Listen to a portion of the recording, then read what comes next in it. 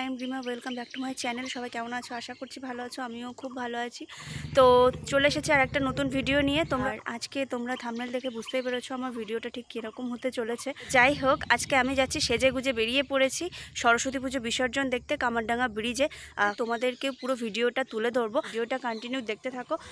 মাত্র কিছু সময় হলো আমরা এখানে এসে পৌঁছিয়েছি, আর এখন আমি আর মা যাব ঠাকুর দেখতে, প্যান্ডেলও দেখতে, তোমাদেরকেও দেখাবো। তোমরা পুরো ভিডিওটা দেখতে থাকো।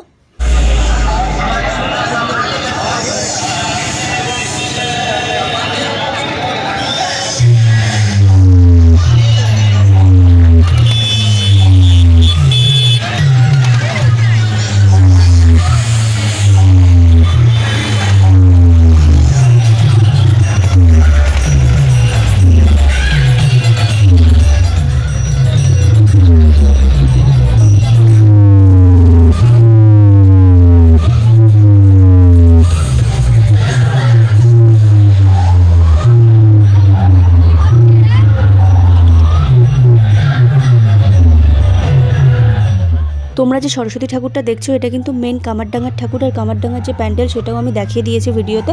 এখন আমি যাব মেলার মধ্যে, আর মেলার মধ্যে এসে দেখি কিছু কিছু দোকানপাট বন্ধ আছে, আবার কিছু কিছু খুলে রেখেছে। এখানে একটা জিনিস আমার খুবই ভালো লেগেছে, বা বিভিন্ন মেলা এটা হয়ে থাকে, বিভিন্ন কম রেঞ্জের ওপরে কিন্তু জিনিসপত্র বিক্রি হচ্ছে।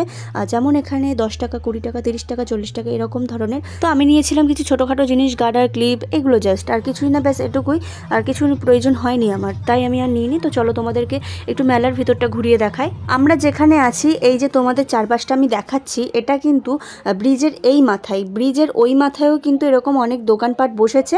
আমরা আছি ব্রিজের এই মাথায়। তো এখান দিয়ে যেতে যেতে আমার একটা দোকান চোখে পড়েছে, যে দোকানে বিভিন্ন দুল, হার এগুলো বিক্রি হচ্ছিল। তার মধ্যে আমার ওই যে লাল, নীল, কালো এইরকম ধরনের দুল দেখতে পাচ্ছ, আমার একটা পছন্দ হয়েছিল, দুটো নিয়েছি, একটা দিদিভাইয়ের জন্য, একটা আমার জন্য।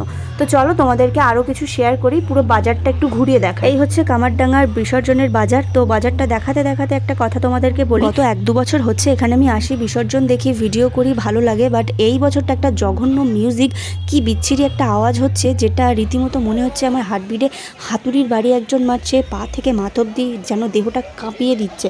তারপরে যে ধারে ধারে দোকানগুলো আছে না, সেগুলো রীতিমতো জাস্ট কাঁপছে। তো যাই হোক, তার জন্য আমি ভিতরে ঢুকতে পারিনি, আমি শুধু না, অনেকেই ভিতরে যেতে পারেনি ওই কারণে।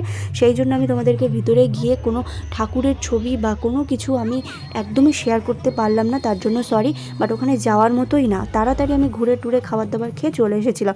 এখানে আমি খেয়েছিলাম ভেজিটেবলস, আর একটা আইসক্রিমও নিয়েছিলাম।